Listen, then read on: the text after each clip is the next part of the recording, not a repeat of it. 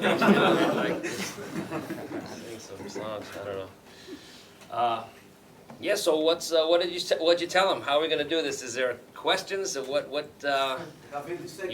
you organized? So what did you tell them was going to happen? Because I only came here to listen. Oh, okay. Well, however you wanted to do it, you can. Well, did you say about I don't need to translate or anything? Yeah, they don't My need it. Spanish is I'm terrible. I know some foods. That's it. But no, I mean, are there questions? How should we do it? Is anyone? I mean, my man brought the amp, so you should come and play a song. You know, please. Yeah, I mean that's for me. Like that's always how these. You see a room of people. You probably play guitar. All play guitar in some way, but guitar is a universe. There's so many different kinds of music you play with it, and so many different, even within the so-called realm of jazz music, so many different things. I don't know if people want to hear about strings or picks or scales or songs or, you know, what's the fourth chord of the bridge on, you know, Lush Life or something. You know, all questions are good, but I figure like, you know, if you're a student of music, and I consider myself a student, everyone who's serious about it knows you're never going to not be a student of music. The whole thing is to have questions about what do I want to sound like, and have the ears, develop your ears. Uh-oh. Thank you, sir. Okay, now I'm really going to start talking fast. Take that invitation. Yeah. No, we all work on our ears, and I think the main thing about working on our ears is to be able to hear ourselves, to hear what we really sound like. And we have this thing of what we'd like to sound like, and we have to say, what do I actually sound like? You know, because I think that's the thing. If you're a musician, forget about guitar player. If you're just a musician, we're training our ears. We want to be like, have Spider-Man powers with our ears, if that's even possible. That's fantasy, of course, but we can learn to hear more than we were born hearing, and it's all about increasing the kinds of sounds we put in our ear, and the ability to digest and understand what they are and how to apply them and stuff like that. So, but that's what it is. You have to work on your ears every day, and that's all it is. You've got to hear more details, more nuance, more everything, rhythm, all of the things that make up music, sound. We want to hear, work on our ears. You know, that's all it is. You had a question, sir? You're right. Yeah, Okay. sure. Sorry. You have to write it. None of this will be on the test, by the way, so you don't have to write anything down. There's no. Thank you. Thank you Yeah. very much. Thank you very much for coming and Oh. doing this for us. Thank you. Pleasure. My pleasure. I've been thinking. You said not Good. only guitaristic thing. He's been thinking. That's good. That's good. Yeah, about your right hand, how you work on it. That's something I've been thinking about these days, and about what you said, how you link it to your ears, because there's a physical part on playing guitar. I think that it's conscious. Yeah, this is a machine. Yeah, we have to learn to operate the machine. Yeah, absolutely. Yeah. How's your warm-up routine, or if you have one, or kind of on, especially your right hand, because I feel it's really Okay. precise and sensitive, and I love it. Rarely, but that's what I'm going for is precision and yeah, sensitive. Well, right hand. I mean, I don't really think about it, and I kind of feel like you know, it's almost like I think my technique with both hands, and most importantly how they come together, is pretty you know, academic. Like I can play it, I can get by on certain things, but in terms of real technique compared to like how fast I hear people play, like I'm just like, I have a different kind of, like I'm in a lawnmower, and it's not as opposed to a sports car. It's not like a Ferrari, but you know, I can go around. I can go about as fast as a lawnmower, or maybe like, you know, one of those fast bikes or something like that. But it's a different thing. I have to pedal, so I feel like that's different. But I just kind of feel, well, what are the trips that I can make? Obviously, I can't, you know, go drive, you know, whatever, 700 kilometers an hour in the vehicle that I'm in. So, but what I'm trying to do is give a smooth ride, but most importantly, just enjoy the view. You know, Yeah. look, just like that's the important thing for me. So, But with that, you know, right hand specifically, I don't have any way that I, you know, recommend anyone to play. But I am trying to be conscious of the right hand, and someone asked me once in a lesson, do you have any technique exercises? And I came up with this one because I had been thinking about it, and it's just like, it's very kind of not that serious, not that demanding. It's take your favorite scale, you know, so it's like, I'm not big, I mean, I think you have to learn your scales and everything, but take your favorite scale. It could be just your favorite scale of the day or anything. The point is not the scale, the point is not how fast you do it, the point is not how many octaves. It could be in one octave, it could be all the octaves. The technique exercise was play the scale and alternate loud and soft. So that just forces you to think, well, how loud is loud? What's the difference between loud and soft? But you just take, say, I'll play, you know, D minor scale, melodic minor scale, just to have something, some notes to play. It's not even about the notes. It's just about.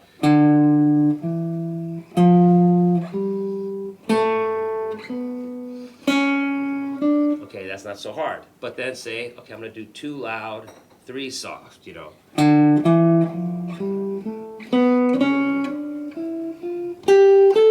It's I mean, someone would listen to you play and they said, he's not working on his technique at all, because it's not like it's not the technique of doing something that sounds like you have technique. It's not an impressive kind of thing. It's not for Instagram.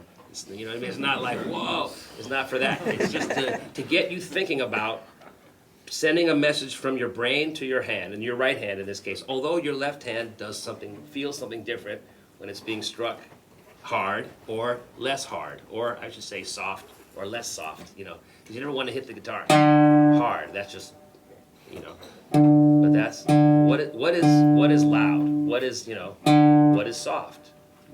That's too, you know, like, so, and you do it coming back, you do it, the point is to switch it up so that your brain is making a new rules, you know, 3 soft, 4 loud, just so you have to remember. And now playing the scale has to be second nature. If you're looking for the notes, you're not thinking about dynamics.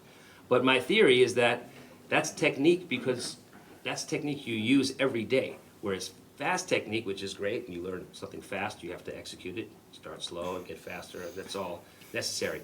But so much of technique is just like, how do you attack the notes that you're playing? And that happens every time you play, whether you're playing something slow or fast. And you do this as slow as you need to do it so that you're actually doing this exercise. And it's not technical, but it actually is technique, because it's making you be sensitive to how loud you're hitting the string. And dynamics is something that you use every phrase you play, every chord. How hard are you hitting the instrument? So that's it. The more I play with different musicians on all the instruments, it's like, what's the difference? It's touch. It's how they touch the instrument. So if we don't think about that, and we're just thinking about like, can I do this thing with the sweep picking and this, you know, like, that's cool too. But we also have to spend time thinking about how we play the instrument. And so to me, working on melodies is the best thing, because you're taking the pressure off yourself to think of something brilliant to play. You just don't think of any words. You're not freestyling. You're just reciting this beautiful poem and getting inside the sound of the words. And while you do it straight and you recite a great poem or you play a great melody, you are subconsciously understanding how to build a phrase, how to tell a story. Because what's the difference between a melody and just like somebody playing scale patterns, you know? Well, scale patterns sound like scale patterns and melodies sound like a melody, but, you know, that's subjective, really. So anyway, I just think we have to spend some time practicing melodies, and slow melodies, like just songs that we can, you know, work on this thing, work on dynamics, work on how to play, how to say something, you know, how to talk, you know, because that's what a poem might teach us. We don't want to go around always sounding like we're reciting poetry. People would be like, okay, cut it with the poet. You don't have to rhyme everything, bro. It's like, you know. So, but that's like the same thing with music. But, you know, it's a language, and there's cadence, there's syntax, and then there's this overall flow to how we play and speak is the same to me. Thank you. Yeah. Oh no, that's a lot of words. Before coffee, maybe I shouldn't drink. So that's what happens if you ask me questions. So maybe somebody wants to play, or what do you think? Yeah, you're here. Guitar's out. Let's go. Okay, they know you. Have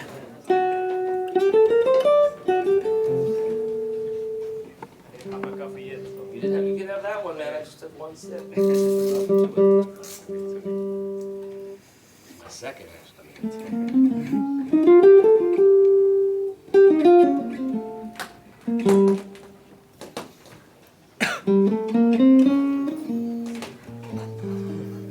You wanna play?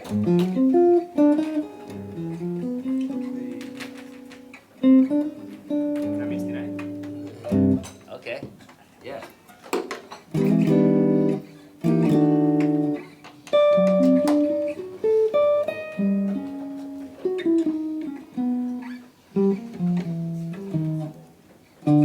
You play it with the intro thing, or you just want to go Yeah, right, sure. right on it? Yeah? Okay, are we in tune? Let's see. I don't think.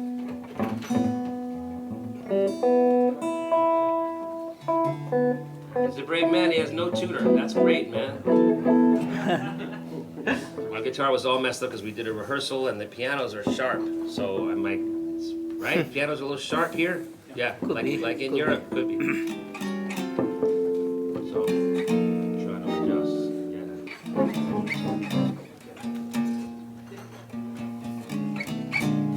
Okay. Fakes.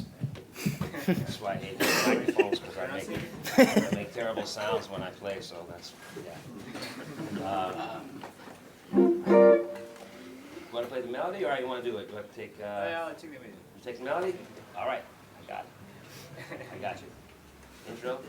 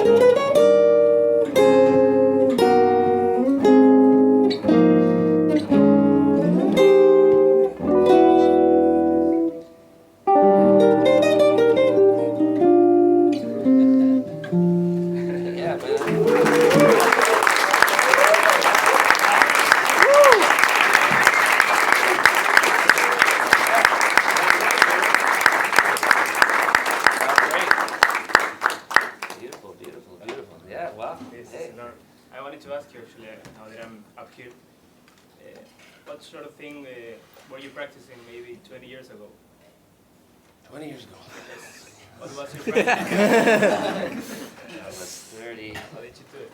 30. No, please hang up here, man. maybe- Maybe play another one, or there's more people who want to play. There's Then many musicians. okay, cool.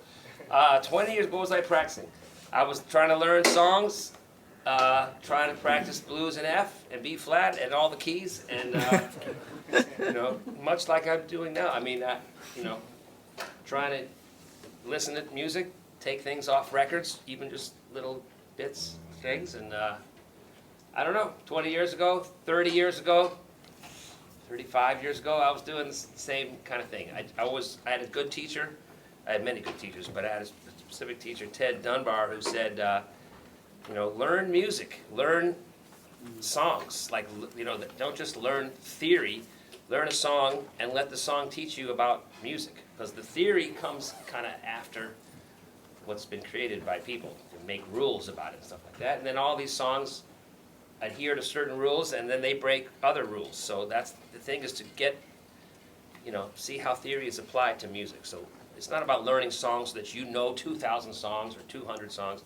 It's just about learning a song, not so you can just put what you know over the song when you improvise on it, but let the song teach you something about, about music. What is it? What's the point of the song? Every great song is like about an idea. So how does it take that idea? How does it leave that idea and start a new idea and come back to like this? It's construction. It's like learning how to speak as opposed to learning just some words from a book and how to pronounce them. It's the flow. So that's what that was great advice. Among many other great advices he gave us, all of his students, but that was the big thing. Learn music, and figure out what it has to teach you about music. That's the thing too. What does it show you about how music works?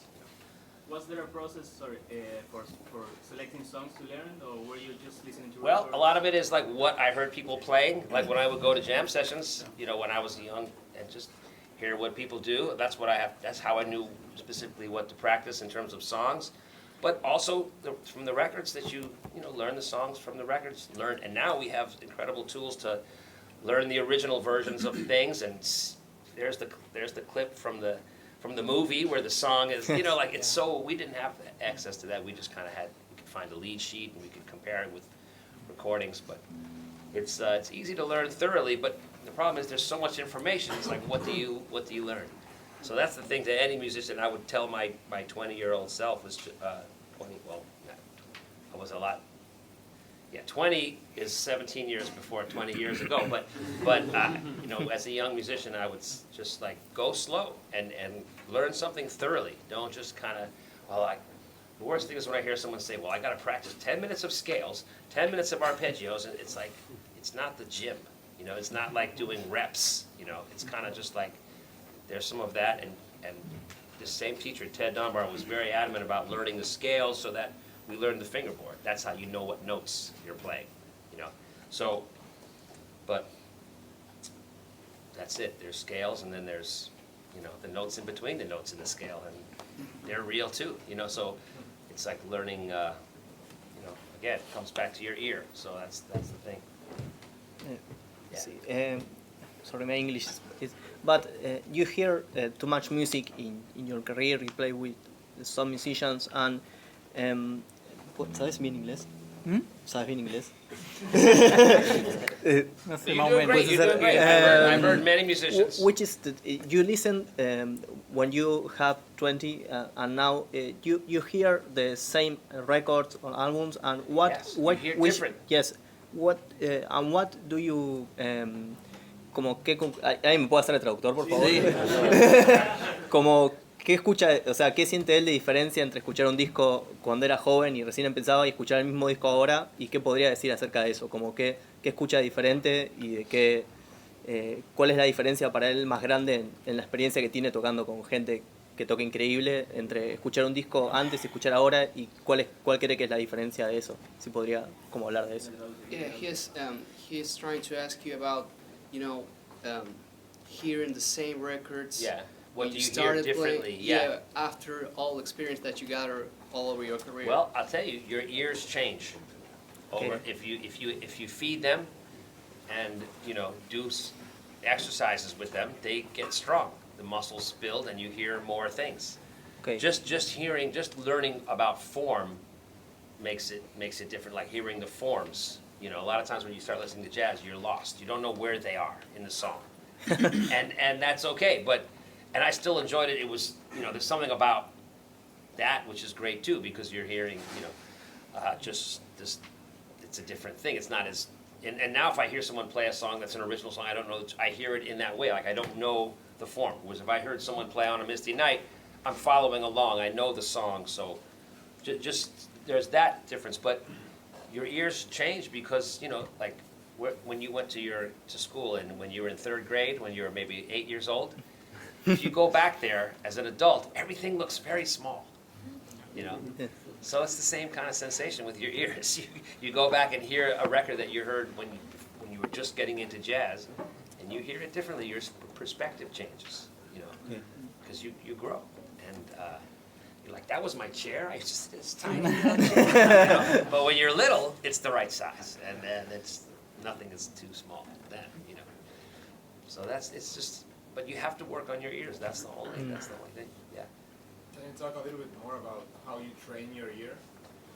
I think it's by listening every day and trying to unravel the mystery of what makes up that sound. But there is an exercise you can play do with another.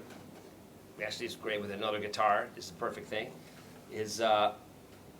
I don't know if anyone's brave wants to do it, but I'll just tell you how it goes. You have 2 guitars, and you can't look at each other because if you're using your eyes, that doesn't work. But, someone will play, I say, I'll play a G, right? Or I say to the person that's being tested, you play a G. And then I'm going to play a chord, and you tell me what chord I'm playing. So you can do it. You don't need an instrument, really. But so that's how it works. If you play a G, and I might play a chord that actually is someone might play on the guitar, like with that G on top. So I'll play this. So you're playing a G. And the idea is that from the note that you're playing, which you know is a G, you hear the rest of it. It's almost like, you open this door, which you know is a door into a room. You open the door, you see what's in the room. Because we can see, and we trust what our senses are to tell us what's in the room. A chair, a lamp, whatever it is, we try to explain it with our mind. God forbid there's like a, I don't know, a rat in a room. Like, oh shit, there's a rat. How did it get here? First, what's going? Are there more rats? But you respond. But you believe your eyes. Then you have to figure out what to do. But you believe your eyes. You don't just say that can't be a rat. So the point is to get the same thing with your ear. If you hear this chord, I'm trying to hide it from the people over there, but you can see. So what is the sound that you're making, knowing that you're playing the G? And you open the door to the room, what do you see? What do you hear? What is the sound? And if you play this chord, D minor 11, I'm giving away the answer, you should be able to hear the rest of D minor 9th underneath the note you're playing. Because when we play, that's how we use our ears. When we're playing this tune, we come to a part, turn around, okay, I might guess one thing, you might play over another thing, and I totally guessed wrong, which means like, it's almost like a penalty shot where the guy just has to decide, it's going this way. So I'm leaning that way, but the guy shoots, okay, it's it. But sometimes you guess right and you actually block it. Or the guy messes up and he kicks the ball somewhere else. But the point is, it's not like that at all because I'm not trying to stop you from, I want you to score. I want to play the right chord underneath you. So I'm guessing, but my part is going this way, I'm going to follow through with but the point is like, we're hearing what each other is doing, and we can sometimes adapt, sometimes it's just a miss, but the game, the clock keeps going, the game keeps moving. But the point is, I want to hear, because I'm hearing in the key of E flat, everything the perspective of E flat tonality, and there's a turnaround, and if I hear you play something that's like, right, that would be that, but I went a different direction, okay, it's okay, we're all moving towards the same spot, and sometimes the little mistakes can be interesting and can be fun. But the point is you have to be aware. You have to be, when you're playing, you don't want to be like, I'm playing this, and that's what I'm doing, because this is what I'm focusing on, and we're going to get to the end of the song together. The point is learning how to play and listen at the same time, and to me, a big part of that is playing a note, I'm pushing a button, the G button. I don't need to have perfect pitch. I just need to hear what this sound is on top of. If I can hear that, I can hear everything else that's going on, then I can engage in the conversation about playing music. And he made this choice, I made this choice, but you're aware of what's going on. You hear the difference between this and if I play this, it's similar, but there's a different quality because the 6/9 is different than the minor 9th or minor 11th, right? These are just sounds. These are sounds that we might play this chord. So we have to be able to hear it when we're playing part of it and someone else is playing the rest, or hear what a piano player is playing. And that's different because hearing piano voicings, you have to get used to those. You have to play with piano players and so but the point is we play guitar. If we play this chord, we have to be able to hear what it is we're doing. Otherwise, we're kind of pushing buttons on some level and not really hearing. We're opening doors, but we're not really looking around. We can't really see what's inside them because it's dark. Turn the light on. That's when you see the rat or whatever's in there. You can't open the door and know what's in the room if there's no light. So we have to hear. So the thing that's funny is some people will get frustrated. They start thinking. They don't trust their ears because they're not learning how to trust their ears. So they panic and they start, well, it must be this. You're probably playing me some slick jazz chord, so maybe it's this. Start thinking. You're thinking. It's like the same thing as looking at a room and thinking about what's in it. You don't think about it. You see, then you think. Then you make sense of, oh, what a nice room, or this is the wrong room, or this is whatever. But you see what it is. The thing is, if I tell someone to play this note, and then I play this chord, not so out of tune, but if I play this chord, everybody knows that. Why? Because of Hendrix. Jimi Hendrix. We call it the Jimi Hendrix chord. Guitar players call it Jimi Hendrix chord. You know, piano players don't call it Jimi Hendrix chord. They call it something else. But it's the same sound. And the reason we know this sound is because when we were learning music or learning guitar, we were playing these chords, right? And then this. That's pretty cool. And then you learn all that. Yeah, it's getting fancy. But then you learn this chord. And you're like, holy shit. Because the guitar vibrates differently, and you've never made a sound like this before.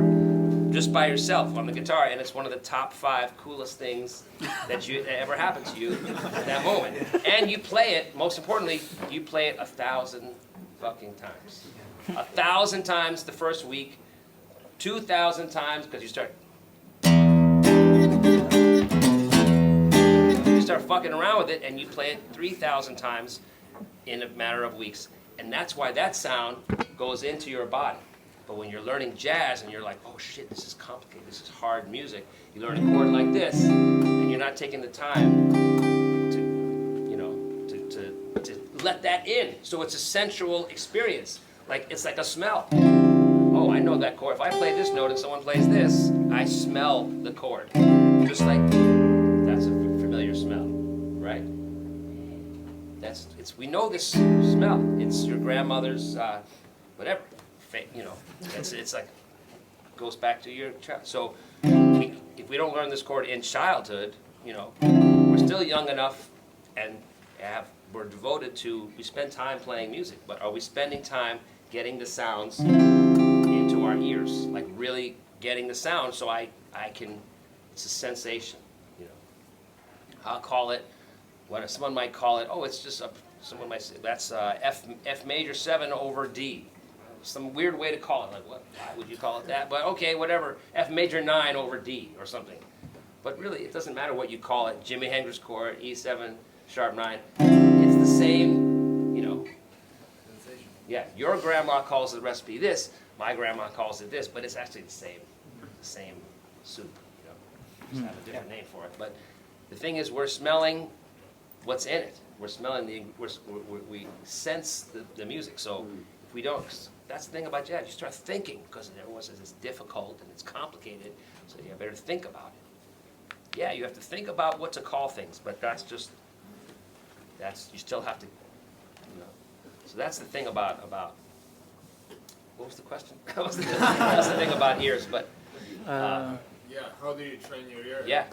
I was curious. That's a great one, is to go with someone, and you guys know the chords you play, and just play voicings, and just say you play the top note, you know, and I'm going to play this chord. You want to be able to know what that sound is. Okay, well, I know it's, you can break it down, and that's the thing, that's how you train. You break it down first, I hear, okay, sound of it, whatever, that's the sound, so, like I hear this sus sound, but then what note, you know, you can break it, you can go from the bottom up, you can go from the top down. And people start playing the note and they look up and like, it's not up there. The answer's not up there. The answer is here. If you start playing, you can train your ear to center in on the tonic. You start to hear right away, what is the note from the tonic? Okay? What is the rest of the chord? That's not the same as if I played oh, sorry. Then I'm changing the inside, you know. But then it's the quality of the chord. What note am I on? You can have your own methods to do it, you know. How does the goalkeeper like try to learn how to stop a penalty kick? Like, what's their technique? Well, you have to commit, but I'm trying to look at the guy and see if he, you know, scratches his head with his left, you know, maybe that means he likes to go to the left. So, you know, like, what are your tricks for trying to figure out, knowing that a lot of times you're just going to fail? And that's like music too. It's just like whatever you train your ears to do, whatever you try to learn how to play, you have to accept there's going to be failure, because it's a very difficult thing to do. String together a bunch of ideas that make sense in time, you know, like, it's very difficult. And then just doing it right isn't the thing. Sports is simple. Either it's a goal or it's not. You know, with music, someone can say, well, you you didn't let up the goal, but I don't like your style, you know, I don't like the way you did it, you know, I don't like the, so with music it's different, it's not sports, but there is like things we can train and just learning and learning to accept that sometimes it doesn't go the way you want it to go, but to keep in the flow of the game. That's what's important. The team is important, you know, not my shit, you know, it's the team. What do we sound like?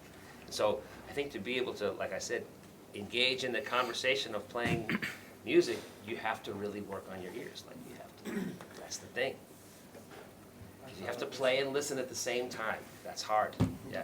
How is your process to compose, or what you think, or what you do when you compose new tune or something? I love to play piano. I play piano first before, so I'll just sit around and make up little chords and stuff and try to just play the sound, because I get tired of just the chords you can play on the guitar. There's limitation there. And piano is, you can do big voicings, you can do, so I just sit at the piano to, you know, hear other things, and sometimes, you know, I find a little something and that's it. I try to just like look at it like I find something that's like a comedian. Maybe you think of something funny, then you say, I need to make some jokes around this topic. Can I take this one, or maybe you just do one-liners or something like that.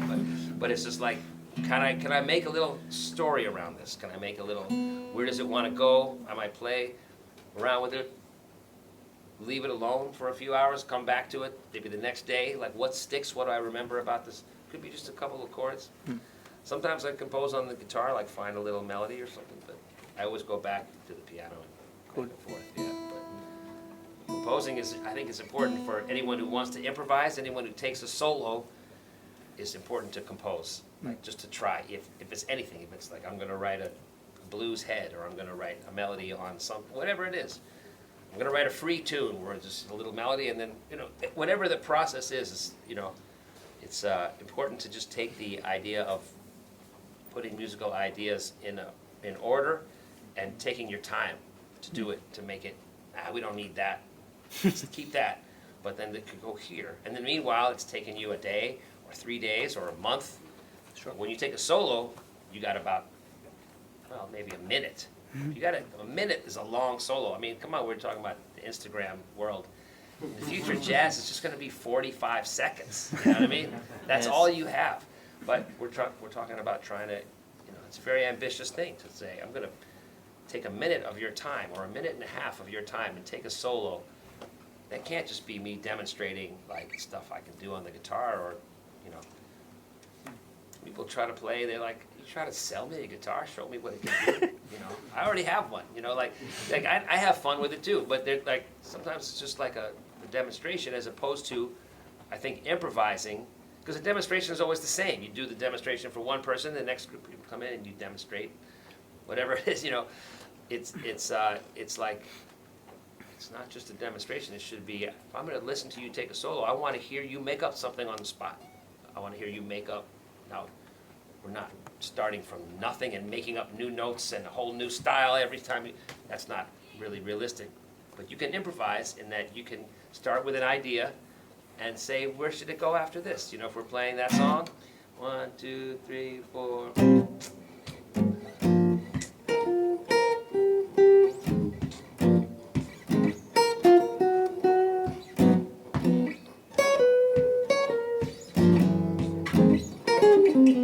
That's connection thing, that's a lick, kind of. But it's also a thing to get me to this harmonic thing to get here. But if I, what I do,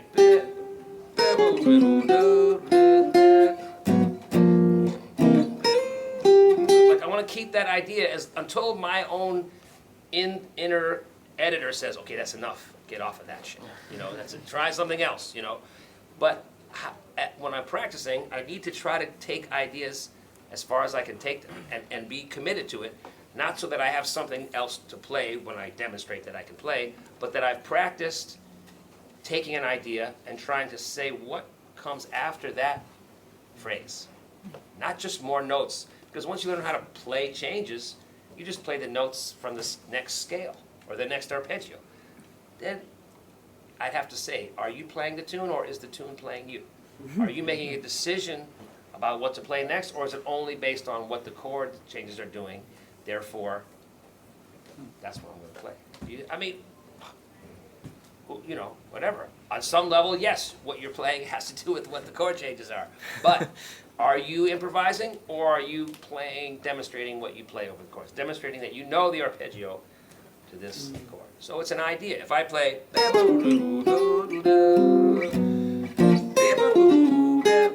can I make that into another thing, you know?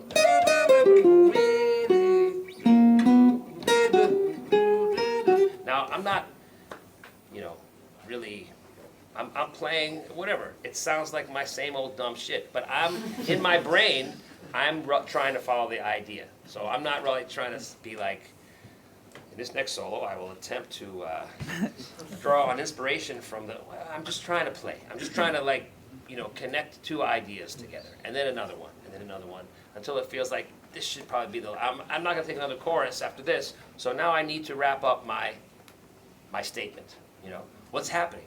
After my solo, I figured he was gonna trade, so do I come down? Do I go up?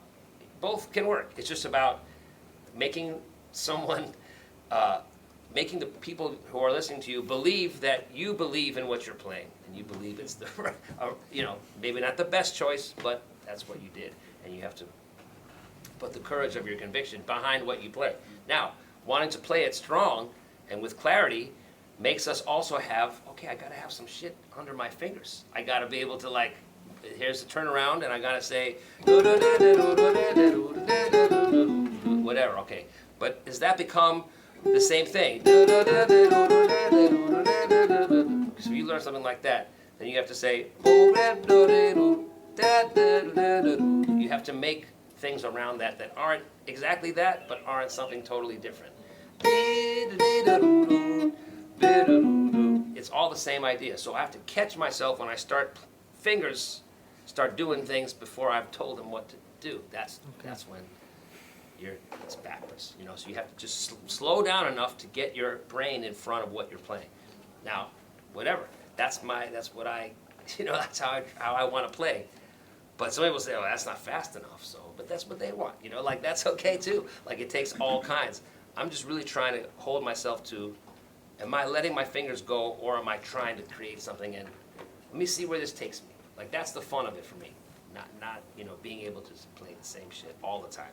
Although I end up playing a lot of the same shit all the time, like everybody does. I'm just trying to, on some level, create a little story. That's what you do when you take a solo. That's what I want someone to feel that I've given them, you know. And most importantly, you're listening to the band. You're trying to play the rhythm. You're trying to play the harmony. You're trying to, you know, every situation is different. You know? About that awareness while you play. Awareness. Yeah. Do you think you switch between different types of thinking, like listening to the band, or thinking of the melody, of the chord changes, or? I don't know. I'm trying to, you know, do I hear every note that everybody plays? I mean, I'm trying to. If it's just a duo, it's less to be concentrate. Like sometimes I'll listen to the bass, and then I'll listen to the bass and the drums, and I'm trying to hear everything at the same time. But, you know, it's impossible. It can be impossible, but it gets better. You kind of just like see the field. You know, you can have some understanding of the overall sound too. You know, but your priority to listen to the rest. In general, do you force yourself to listen to the rest most of the time? I don't force myself as much as like I'm trying to be aware of where I am. It's a social situation playing music. You know, we just met, we're playing a tune, we both know the song, so we have a common topic, something we can both talk about, and it was fun conversation. That's the fun of playing. I can practice on a Misty night at home. It's not the same experience. It's not as fun as, so I need to do that at home to be able to focus on the conversation. And I like that. You know, I like the conversation part of music. But just like any social situation, you want to be aware of where you are. Who are you talking to? You know, and you want to be respectful. And if it's time to, okay, someone says, okay, what do you think? You know, because that's what, when you take a solo, it's like, here's what I think about this topic. So you want to present your ideas clearly, you know, and so listening is just part of, I'm not playing by myself, I'm playing with someone. I want to focus on them. At the same time, I want to make sure that when I'm playing, isn't fucked up. You know, like I want to think, I have to focus on comping, and I was just kind of doing a thing where I was like playing 4/4. It felt like a good tempo to play 4/4. He was grooving, playing 8 notes, then doubling up. It's like, okay, I'll just keep, you know, break it up a little bit, but I'm making choices, but I'm kind of focused on the we, not just me. I have to focus on the we, and if we is like a quartet, quintet, it gets harder because there's more details to listen to. But that's the thing. You know what I was saying about you want to present your ideas, comping, soloing it with clarity. There's also the thing about when I was talking about improvisation, which is there's some element of spontaneity. So that's the whole thing to me, is to balance those two things, clarity and spontaneity. You don't want to sacrifice spontaneity because you're saying, well, I'm playing the same solo that I played last night that I worked out to play. That's no spontaneity whatsoever. That's worked out. But it might be very clear because you worked it out and you have that kind of brain that you can work out your solo and then execute it. Okay, I admire that. I'll never remember. That's why I just stopped working stuff out, because I just I couldn't. When it came time to do it, I couldn't do it. I'm much better try to be more in dealing with the spontaneous side of things. However, you can be spontaneous, which is no excuse for making no sense. Well, I was spontaneous. I was playing what I wanted, you know. Yeah, but you went to the bridge too early, or like there's certain things like we have to be, well, besides the social, that's almost like going to the bridge too early is like stepping on someone's foot. You know, if they're soloing or something like that, and you go to the bridge, you have to say, excuse me. He was like, I stepped on your foot, I'm sorry. Is your shoe okay? Let me, you know, like, that's, you know, there's certain social things about, you know, sometimes it happens. Sometimes you step on someone's foot, it's an accident. You didn't mean to do it, but you apologize, you know. Those are the social things in music. But with those social things, you're still dealing with, is what you're playing have the balance of clarity and spontaneity. Because if you sacrifice one for the other, then it's too much, it's too loose or too stiff. And the hard thing about anything is just finding the right balance between loose and stiff. That's what swinging is, playing with a good rhythmic feel. You don't want it to be too stiff, but it can't be too loose either. You know, we want it to be loose, but not falling apart, not dragging or rushing. We want it, you know. So there's all these little, you try to find these little spaces between the extremes, you know. Harmony. I like some dissonant, but not totally dissonant. Some, you know, like and it's personal. It's personal. You know, rhythm isn't so personal. Rhythm is supposed to be objective. You kind of think that here we are. We got to keep this time, you know, and that's a big thing about where your choices come from. I have to make what I'm playing feel good in this pulse. We started out in time, and it maybe came down a hair, whatever, but not really. I think it was pretty in there. It was a nice, relaxed tempo. I didn't feel it slowing down or rushing when we were playing. Cool. We're not machines. We just have to, you know, feel it out, and that's the beauty of it, you know. You have to make it feel good. It's the we, you know. Sir, So, yeah. I wanted to ask, I feel like that the musical journey, it's like a road that it's not linear, you know. Maybe you make a couple of miles, and then you realize that maybe you wanted to go somewhere else. And that's the musical journey. I mean, Yeah. there's Yeah. no place to get to. It's, Right. you know, like the experience. But you started the master class speaking about sound. I've been concerned lately by this topic. I wanted to ask, you know, along the road, which have been the most important breakthroughs when thinking about sound, you know, and developing what you think.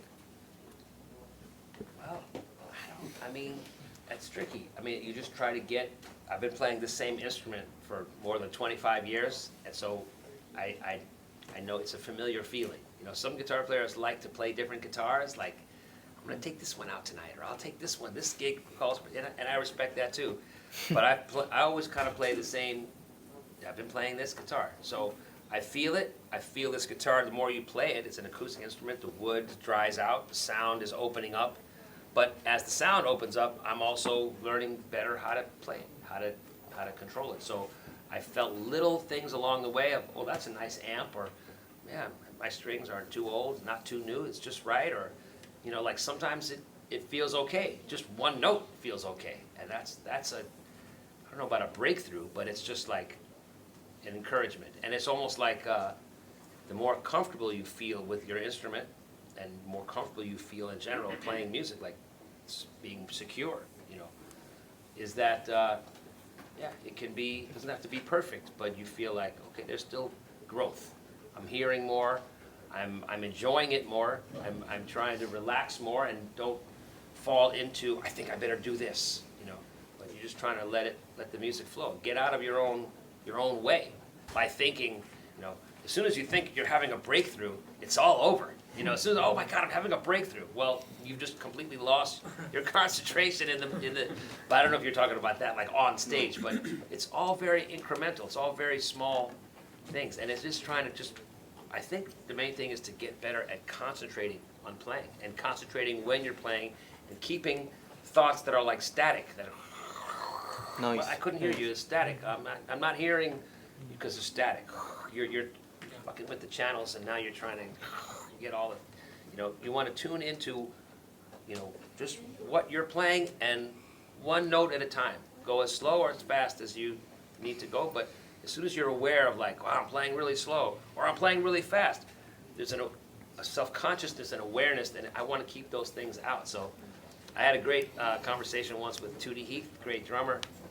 We did a recording session and we took a long train ride back, and you know, he's a great, you know, he was a great talker, and I told him that I saw him play many times with his brother, Jimmy, many times, but only one time did I see them with Percy, Yeah. with his brother Percy, and he was like, you know, incredible bass player, really, just kind of a, I guess, you know, I mean, early mid-40s, I guess late 40s, 50s, you know, that sound really defined the beat of just, you know, like grooving. Percy Heath, so those records with Percy Heath and Kenny Clark, the beat changed, like opened up, and it was like, you know. But anyway, he said something that Percy told him about grooving. He said, if you're playing and you hit a groove and it feels good, just enjoy it, because it's not going to last. Somebody's going to, all of a sudden, people are going to be aware of this. Oh, we're really grooving, and then somebody's going to fuck it up.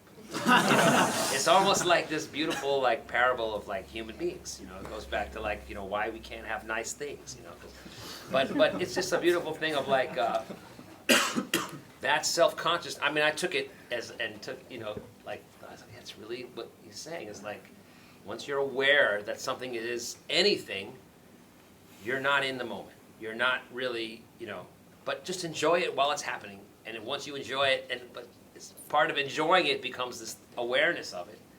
And then it's already kind of on the way down. So that's kind of what grooving means, is just being committed to each moment and not evaluating the moment as like, oh, this is great, or this is terrible. You know, if it's terrible or something is wrong, to think about what can you do musically to fix it. How can we make, you know, there's a great quote that's been going around recently from Bill Frisell. He said, playing music with other people is not about competing, it's about rescuing each other. Have you heard that? Have you guys seen that? Yeah. It's beautiful, because it's like, you know, well, hopefully, you know, people doesn't need complete rescuing, like, you know, oh man, I gotta jump in the water now too, like that's, you know, hopefully it's not that, you know, but it's like, little small little things, little rest, it's like about, you know, where that's what it's supposed to be. And playing with people is that. If you see people playing together, and it's like everyone's just trying to survive on their own, then the music has a certain feeling. But if the people have this feeling of we're gonna join hands, I mean it's a cliche, but it is true, you know. And that's why music is important, man, because you know this is what the world is now. It's just like so many people out for themselves. Like I want this, you know. Fuck everybody else, you know. Music is not that, you know. So that's why at some point in the human evolution, if it's long enough, maybe they will actually elevate music to the point of like it's one of the deepest things that humans can do together. You know? Not elevate music like, you know, we have pop stars and, you know, that. I mean, and we have award shows and stuff like that, or like The Voice, or, you know, whatever. I'm not talking about that, because we elevate music and it's a big deal. But just the idea of people playing together, you know, being famous is a big deal. And getting famous doing anything is a big deal, and music is okay with that. But they're okay with music being that kind of thing. But I'm talking about playing with people is like, you know, it's level of understanding, and you know, you have to have empathy, you have to play together, you know. And jazz is deep because, I mean, it's great to be in a choir or be into anything, but in jazz it's not really like being in a choir. It's like you're in a choir, but everyone has to come out and take a solo too. It's about not just being part of the ensemble, community, you know, whatever. It's about stepping out and being an individual too. And jazz, we hold up individuals for being individual, you know. That's part of the thing. But a big thing about it is too is how an individual is helpful to the other individuals around them, and that's why music is such an important thing in the world. And jazz is it's a high level of you know, commitment to both those things, to being an egomaniac and also an egomaniac who lives in a society with other egomaniacs. And we're trying to all, because I mean, you have to be an egomaniac to say, I'm going to take a minute and a half of your time to watch me fiddle with this machine, you know. That takes, you know, you got to have an ego for that. But you also have to, am I checking my ego for the greater good? You know, that's more rewarding to me than just like, hey, I did it. You know, there's that too. But Yeah. Sorry. I was wondering, what do you think are the most important things that you took from Jim Hall lessons back in Jim the Hall? day? Well, Yeah. just those things I was talking about. Empathy. When I first played a tune with Jim Hall at New School, he had like a little class, and he had a bunch of guitar players, and he would do duets with everybody, or he would play a song, and he would kind of comp for everybody as they, you know. But when I got to play with him, I was like, damn, that's the best rhythm section I've ever played. I didn't feel like, oh, it's just a guitar, no bass, no drums. It was like, wow, that's, and he wasn't just like, I mean, he made everybody sound good, but in a way that he was also doing his shit. He wasn't holding back, and like he was, you know, but he just had a thing about when he comped, it was to support you. And so I never forgot the feeling, you know, so that was a huge thing. And he was also great, you know, putting things in my head about spontaneity, about really improvising. Well, typically, he wasn't a big teacher of like, you know, do these exercises and everybody, let's see how you do it, let's see how you do it. It wasn't like that, technical things. It was more just musical and how to play with people. And we would, you know, learning a song from him was great. You know, he would really be thorough about teaching the song. So, thanks. First of all, thank you, Peter. It's such an honor having you here, hearing you talking, playing. Sorry for my English. That's okay. No. Thank you so much for us. I have a piano question. Okay. Two piano questions. Okay.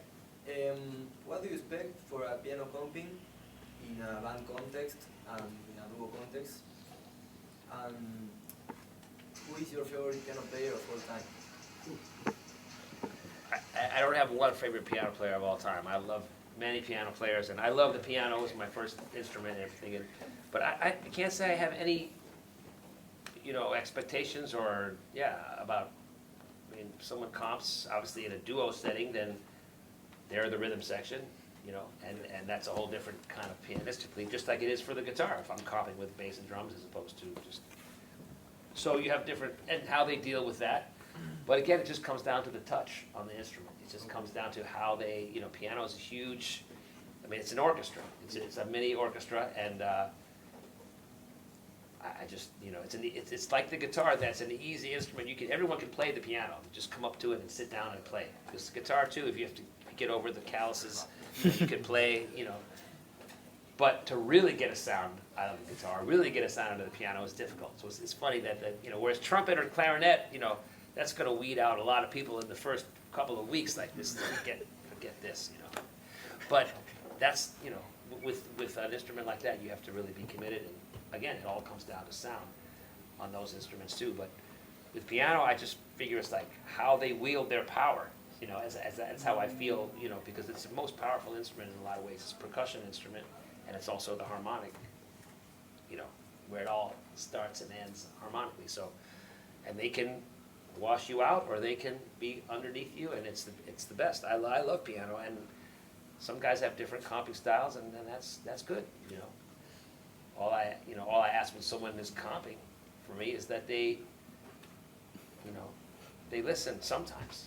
And sometimes they just don't listen or don't have to listen, but get in with the band. Listen to the drums and the bass. Like, I don't always think comping has to be going out and showing the soloist that you're listening. You know, I don't like piano players if you play something that's like, and the piano player has to go to show you that they heard what you did.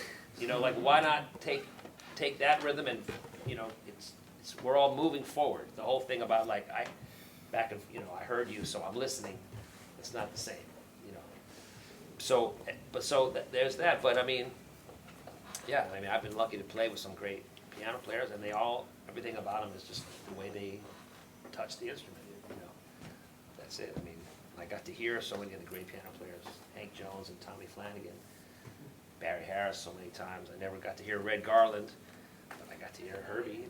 You know, he's still around. I got to hear McCoy. I got to hear great, you know, to hear people make that sound in front of you, you know. But yeah, I love it. I love the piano. Mel Dow, Sullivan Fortner, Gerald Clayton, all have incredible. I'll never feel like they're gonna. You know, I got to play with Harold Mabur, and he had a much more. But he was incredible composer, you know, and always played for you, you know. He used to have a thing about, you know, like I'm trying to play with you, I'm trying to play for you, not just with you. And he would hear piano players like kind of comp too much, and they're trying to play with you, and you know, you play for somebody, you know. But yeah, I love piano. But yeah. Well, first of all, thanks for being here. I'm really glad Thanks, man. doing anything to see you. Thanks, man. My question was, music being like that long journey with no finish line, what's your advice for us musicians, like to go through that journey and endure and like enjoy? I mean, enjoying it is the key. You know, I remember Jim Hall used to say like, you know, the reward for being a musician or playing jazz music is playing. That's a reward. Yes. You don't do it for a reward. That it is its own reward. That's not very realistic. You know, if you have to pay rent and buy food and stuff like that, you know, they're not just going to let you take it or live someplace for free because you're very rewarded by playing music, you know. There's realists, so I don't have advice for that, except, you know, I mean, I've been lucky, and you know, so, you know, being lucky is part of it, but working hard at something, and I mean, like I said before, the guitar world and the music world is huge, you know. I'm looking at a very, you know, narrow area that I live in, you know. It's enough diversity for me. I remember, you know, when I was a young musician, I used to play with Lou Donaldson, and I got to play with Lee Konitz a couple times, and once I played with them both in the same week in different places, and they both played like a couple of the same songs, and I was like, wow, that's pretty cool, because the experience of playing, they were so different as human beings, you know, and as stylists, but they both came from Charlie Parker, were born 1 year apart, you know, very different upbringings, different parts of the country that they came from, but they came to New York. Charlie Parker was there, but they both went totally because of who they are, and that made me realize, like, it's not so much about what song you play, it's about, you know, being an individual and being you know, having an identity as a musician. And these are, you know, and these are two people that are part of my little, you know, heroes of my little jazz world. But to me, you know, how different they were and how different an experience. It's like, this is interesting. It's not always going to be the same thing, you know. But having said that, I haven't ventured out of playing, you know, jazz that much as other people like to play in different bands and stuff like that and do different kind of things. And the variety they need that kind of variety. They need that variety when they take a different guitar to a gig and it's a whole different thing. That's cool. That's cool. It takes all kinds. You know, I respect people that have that flexibility and diversity to be able to play in different bands, play in a Broadway show and then do it, you know, accompany a rock singer and then, you know, like some people can do that. I haven't been able. I had to work on my little shit exclusively, and luckily, you know, I can, although everything hangs on by a thread, I'm very lucky that I can do it. So, but I can't recommend that as like, that'll work. because I don't, I mean, it's worked so far, but you said it yourself, enjoy it.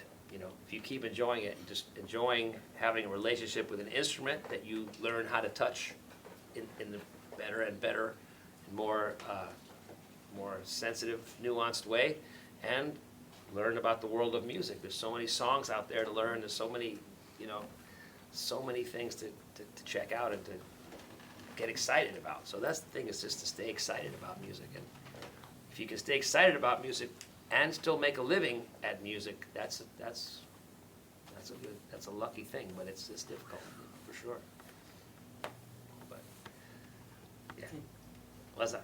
I was wondering, because your language is so personal, and I was wondering if is there some horn players or piano players that you think that are always present when you play? So, Man, like I was just big thinking inspiration. today, I love trumpet people, man. I was just like, listening to some Miles, where people were posting some different versions of Funny Valentine with Miles, and I mean, Miles is it for me. But not just Miles, Freddie Hubbard, Clifford Brown, Kenny Dorham.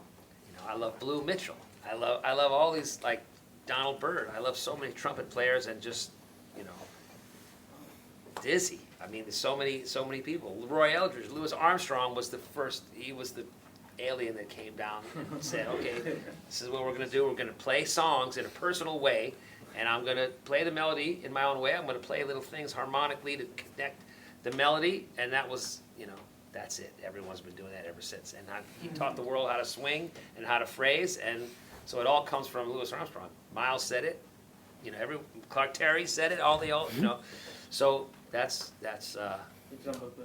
but trumpet, so many, and then so many saxophone players too, Sonny Rollins, Bird, Coltrane, Hank Mobley, Joe Henderson, and yeah, piano guys too, because I play a harmonic instrument, so I'm trying to deal with that too, and I love Monk, I love Herbie, I love, And do you have, like, when you transcribe or you learn a tune, some way or something to really incorporate, to really get the things that you want to get from that?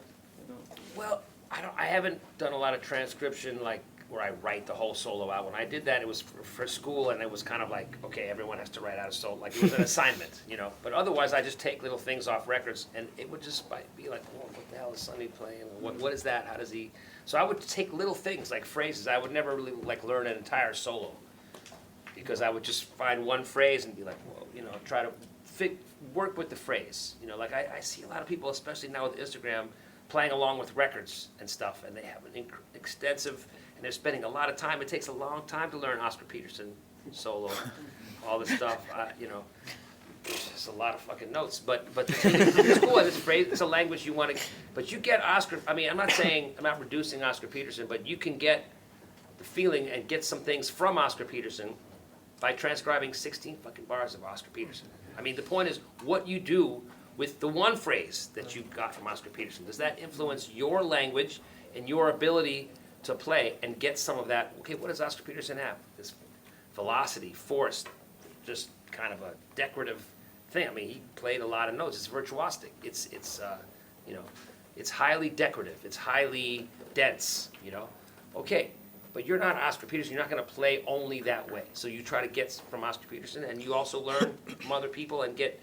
But the point is that stealing from people and how they talk is supposed to influence you to talk better, to talk more better. It's to influence you to talk like, hey, if I want to spin out some kind of phrase that is this kind of use of language, then I can do it, and it's in flow with me talking.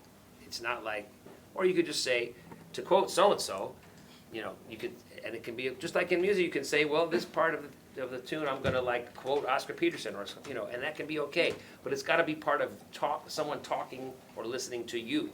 And so, solo after solo of Oscar Peterson and all these phrases, if it doesn't affect, just getting to the notes isn't the thing, it's the sound.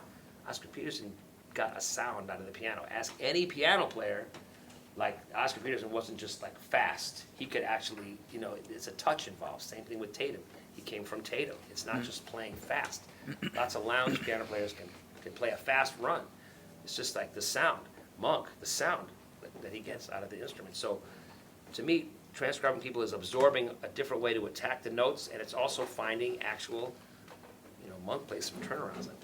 Like, what was that? Holy shit! If I just get that, it gets me reaching for other things, and now I'm trying to use it. We're all thieves, right? We're stealing, but just to steal someone and then play their stuff and think that that's the final step. No, you steal it, and then you have to incorporate it into your life. Otherwise, you're just amassing posts. This is another post. Okay, another 50 seconds of Oscar Peterson ripping. It's not doing anything for your feel, your sound, your ability to improvise language. It's time to, look at something else, because you want to be rounded, Now, having said that, I've never hosted Oscar Peterson solos. I don't know how hard it is I know it's hard, but this is not what I want to spend my time doing. But I'm just saying, whatever your thing is, steal it. But, my generation, we used to steal stuff. That was for private. That was the laboratory. That's the secret stuff you work on. Like, yeah, I'm stealing this Kenny Dorham turnaround, man. Now, if I play it, a couple people who know Kenny Dorham are going to know where it came from. But the point, like I say, is to absorb it and to make it affect you. And I never would have tried to play this if I hadn't stolen this from that person. So that's the point of it. And amassing transcriptions and just doing it and doing it and doing it doesn't mean anything, unless you know how to use it. That's my opinion about transcription. Being a lazy MFer that I am. But the time that I did have to write out a solo, I did Charlie Christian's solo on Found a New Baby. Wrote out 32 bars, hard rhythmically, like some weird kind of rhythms and stuff. I don't even remember how it goes, like weird stuff. And I learned this. I was like, oh shit, yeah, G7, like it. So it affected my, it affected me. It got into me,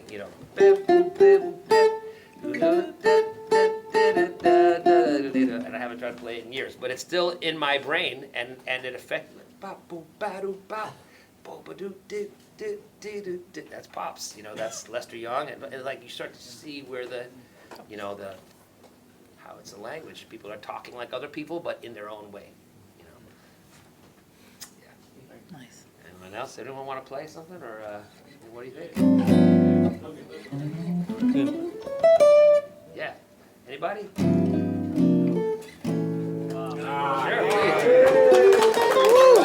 Wow. Already a crowd favorite. I love it.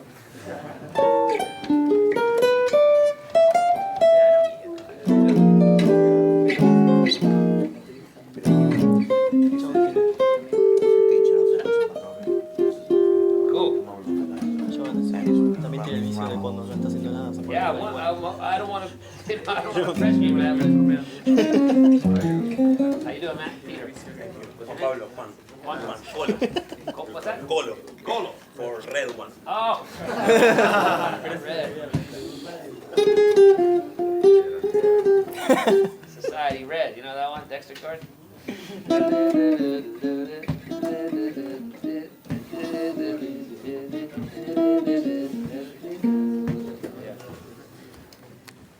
Yeah, what do you want to play, man? What are you feeling?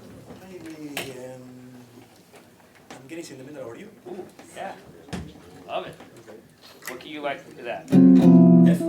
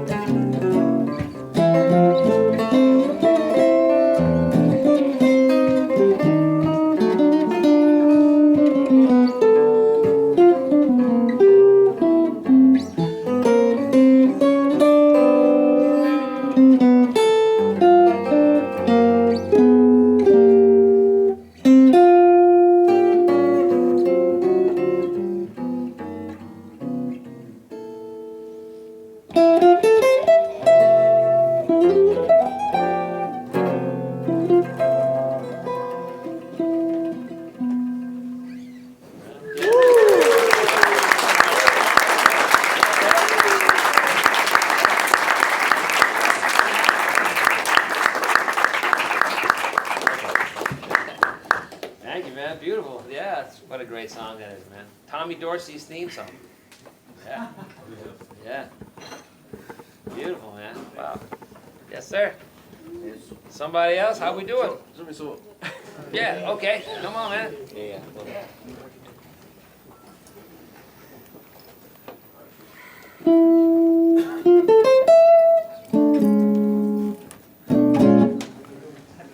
Estoy temblando. Huh? I'm sorry for my English.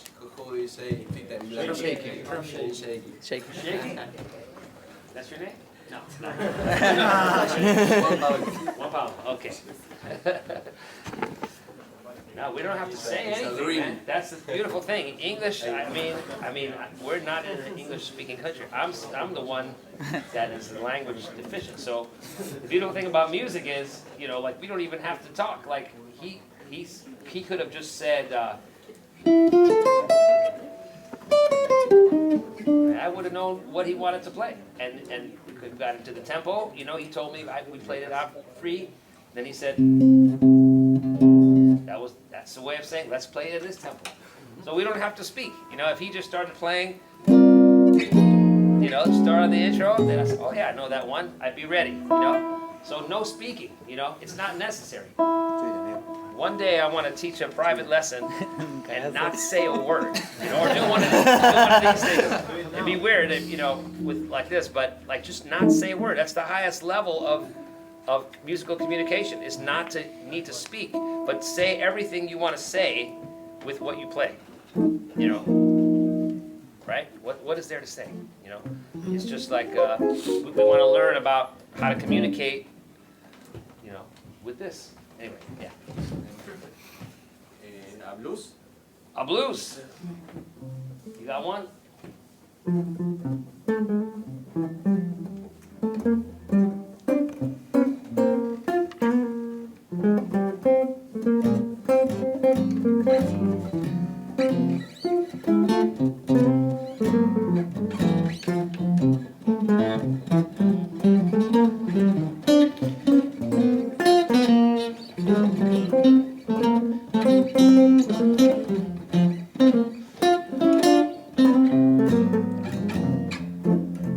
You got it, baby.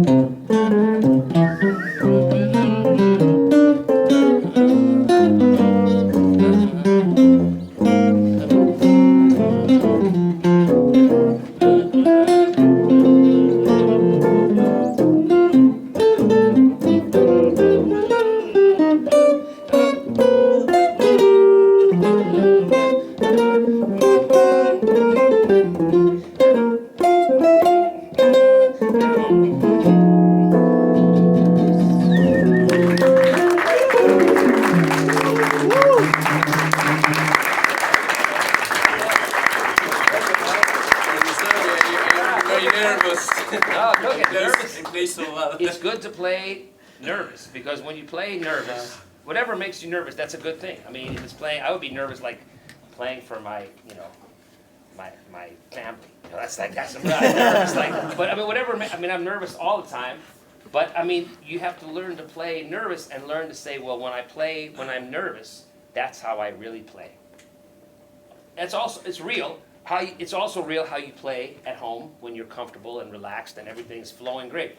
But it's also like you have to play nervous sometimes too to see what is the difference in how it actually sounds when you're nervous and when you're not. You know what I mean? That's okay. Yeah, it's shaking okay. my hands. I don't play a melody.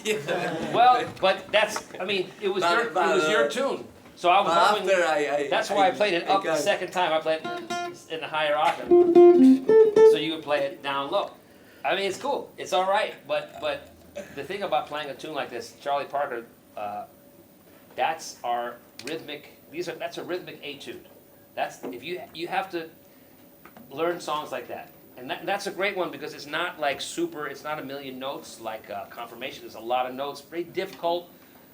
Technically difficult. This is not as technically difficult, but it's very important to play. I don't want to say simple ones, but the ones with less notes strong. Even playing, it's not that easy. It's not. You go.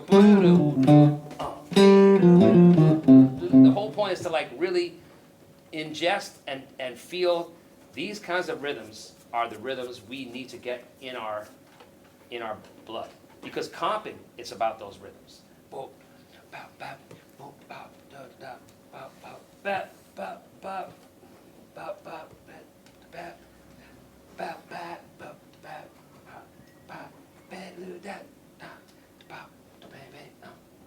Like little that's the comping language comes from Bird. It comes from Bird. I mean that's Bird and Bud Powell, those kind of, that was the rhythm that the drummers took. Everybody, that affected the whole. So this, as guitar players, this is very hard to play on string. This is not string music. Yes. Strings music is bluegrass. Like all that stuff. I mean, that's what was created by string players, banjo and guitar, and that's what strings do naturally. Picking, that kind of stuff. This is not the same thing. This is picking, obviously, but it's trying to absorb this rhythmic language. So that's the most important thing about playing it, not just so you can play your F blues stuff, but try to absorb the language of these songs, and that's the thing. And the thing about because we started you're excited, you kind of play these tunes work anywhere. I mean, I think after a certain point they get too fast to sound. It sounds a little crazy fast, super fast, but they're funky. The slower you play them, the funkier they are, in a way.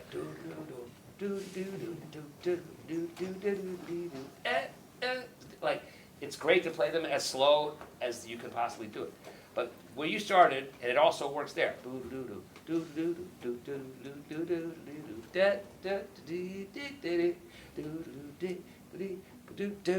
So it works there. It's a little harder to play. If it's faster, obviously we got to get to more notes quicker.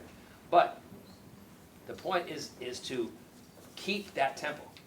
You know, I don't want to feel like you started a solo and you had to play beautiful lines, nice eighth notes, but you wanted to slow it down just a little bit to get those eighth notes out. I get it, and we kind of settled into it, and then going out was a little slower. I'm not accurate, but I just, you know, so the way to not slow down isn't to try to, you know, drink more coffee or, you know, like, I got to set myself to a certain tempo. We're not machines. We have to feel the way the rhythms feel at that tempo.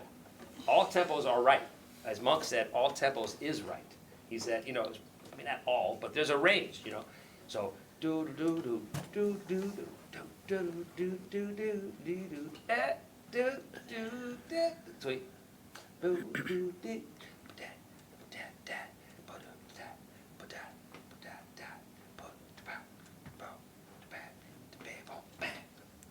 That's how I keep that tempo, is by feeling that rhythm in that tempo, that rhythmic figure. The way to keep a tempo that's faster is a bit of bed-lu-da, ba-da, ba-do, da-da, ba.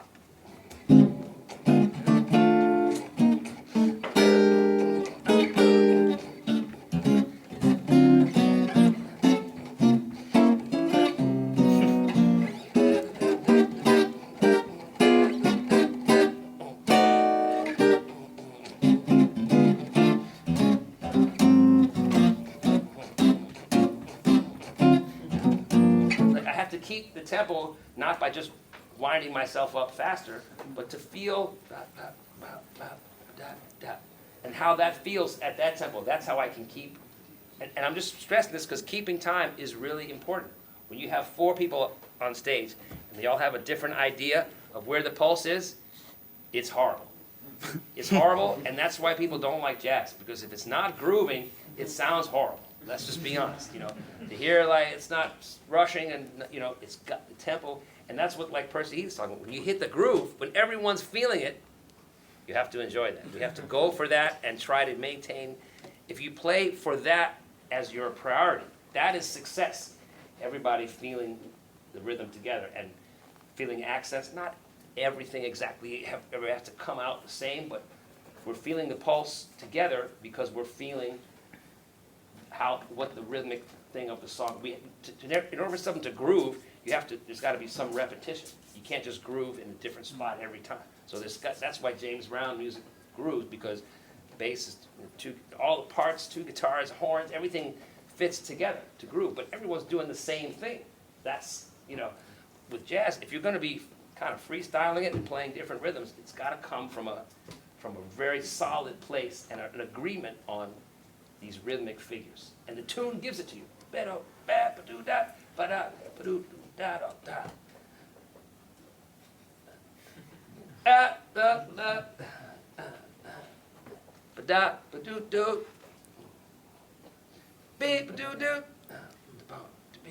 like that's how we keep the enthusiasm of that kind of tempo. Now it's a different kind of enthusiasm. It's more relaxed.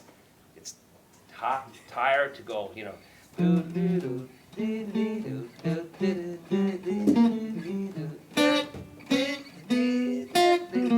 We practice all tempos so that we can really focus on feeling the figures. You have to get the rhythms in you. Otherwise, it's just like playing the tune, getting through the tune, and now I'm going to play my shit. You know, the point is to which you play some beautiful, and I can hear you playing some lines and some nice tritones and all that stuff. It's great, man. It's great. Keep cooking. Thank you so much. Yes, sir. Yes, sir.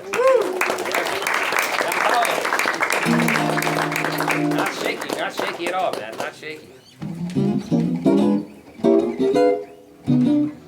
Anyway, how we doing?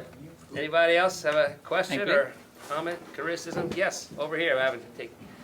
We have a lot of great guitarists here. Okay. In general, but I wanted to know what is the most thing that you appreciate if you hear some guitar player. Man, I mean, yeah, I appreciate what people can do. Like, I'm not looking like, well, a guitar player needs to do this. And, okay, check that. He needs to do this. Needs to do this. Like, I'm not checking off the boxes from what I need to hear. I more or less just what is there. Is what they're trying to do being achieved? Is it a thing? Is it like, okay, that person has an identity? You know, that's kind of all it is. To play with someone in a duo setting, if we're going to be playing standards, and yeah, okay, there's certain kind of guitar players that might be better for that than others, but just like everything else, like there's certain, you know,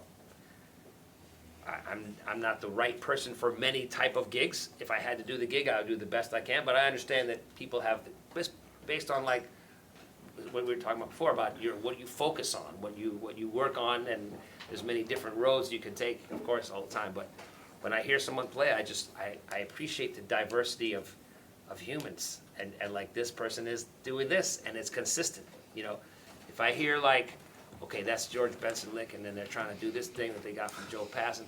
If it's still, that could be still part of the development. But the point is, you know, you grow up and you synthesize the things you love, and they become hopefully something. If you're an improvising musician, you have to synthesize these things and have some kind of language or flow, and you hear other people. I mean, that's the beautiful thing about all these.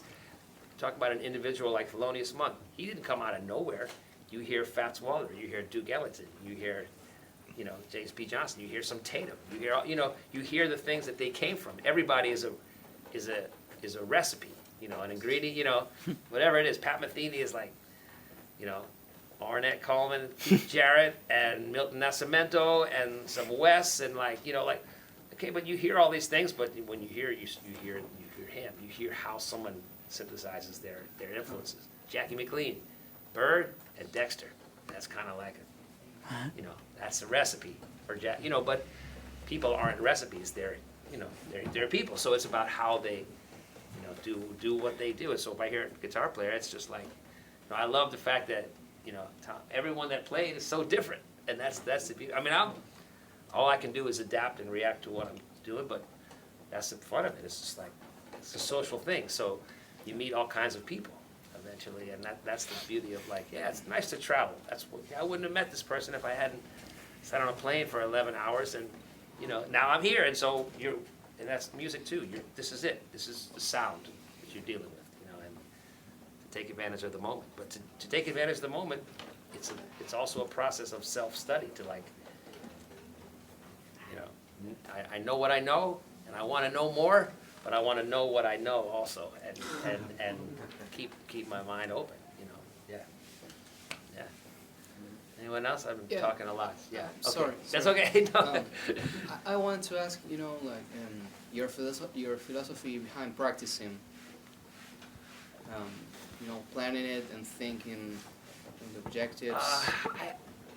I mean, I practice because I really enjoy just playing the guitar, and I want to get to it every day. And you know, I know that I mean, sometimes I mean, when I practice, I basically play. You know, I might stop, I might work on an intro, or I might work on a way to play some tune solo, but it's always geared on something that I'd like to try to do in front of people or something. Or it might just be like start playing the blues with my metronome on. A lot of times I'll practice with the metronome, but that keep me connected, relating to something. Because otherwise I'm just hoping that I'm not, you know, that it's right. Now right means to me playing with the metronome and using it to stretch see how, you know, how you can not get lost. If you get lost or turn the beat around, it tells you.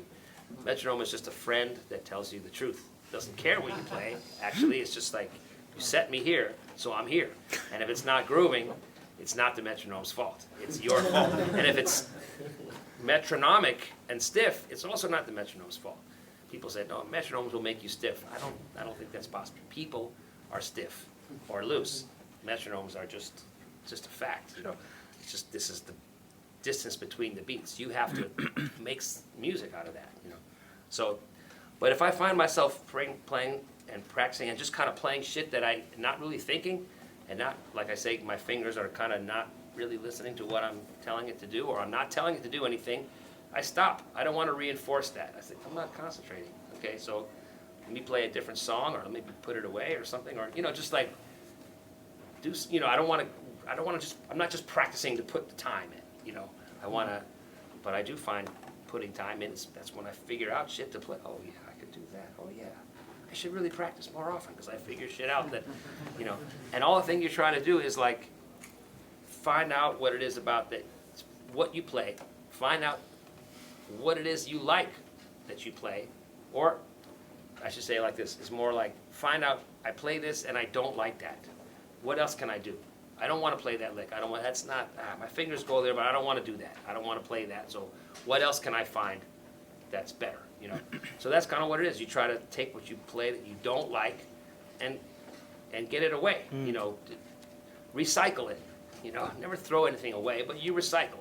I can make this out of it instead of this, which is annoying me that I play. And then the things that you actually play that you do, that I would say dislike less, that I like a little more, do more of that. What's good? What do I like about that? What's good about that? Oh, that's okay. The shape of that phrase, I like that shape. Okay, so let me take that shape in some other sounds and work with a shape. I like that. Or there's a certain rhythm that I'm trying. Okay, how do I take that rhythm through the entire tune? Or I'm trying to take what I play that I like and do more of that, and flush away or recycle the stuff that I don't like. And just, that's it. If I could just play more of what I liked and less of what I don't like, I'll sound better. Like that's not, it's not that complicated. It's like, I hate when I do that. So stop doing it. But what are you trying to do when you do? Why are you doing it? What is it?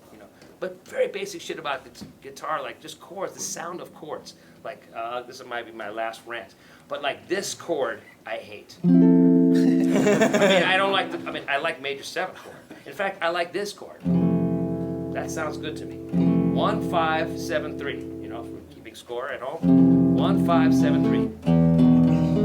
Even better. Pretty cool. All right. Now, it starts to sound. Hey, wait. This is where we all play this chord from B flat. And this is where it starts to sound bad. Oh, D major, the sweetest key and the sappiest voicing is horrible. That just sounds horrible. This, horrible. Horrible. Horrible. Nice. Horrible. Nice. Okay, what's the problem? Well, this is too high. This sounds good because this 5th sounds good low. To my ears, it's a pleasing sound, right? So I get back to D. And I found this one day. Well, years ago I saw Gene Bernstein, great guitarist. He would play this for chords when he had to have the 3rd on top, right? Whatever. So you can't avoid having to put the 3rd on top of a major chord. But if you just default to what Mel Bay in his book taught us all to do 100 years ago, it's bad. It's just like my fingers are going there. That's something I didn't want to play. I never liked that chord, and I heard G. Oh, yes, it's softer. But I remember they said, don't double the 3rd. Okay, well, fuck them. They're not playing the guitar. When I double the 3rd, it sounds better than if I don't, than I play the 5th, because that's a weak 5th. Nice 5th. That's when my 12-year-old son says, hey, check out my muscle, Dad. And it's like, that's 5th is supposed to be strong, it sounds good, this, horrible. So D major, I found this chord one day. I should get the tune better, demonstrate my point. My guitar has been in the winter for a long time now, so it doesn't know what the hell's going on.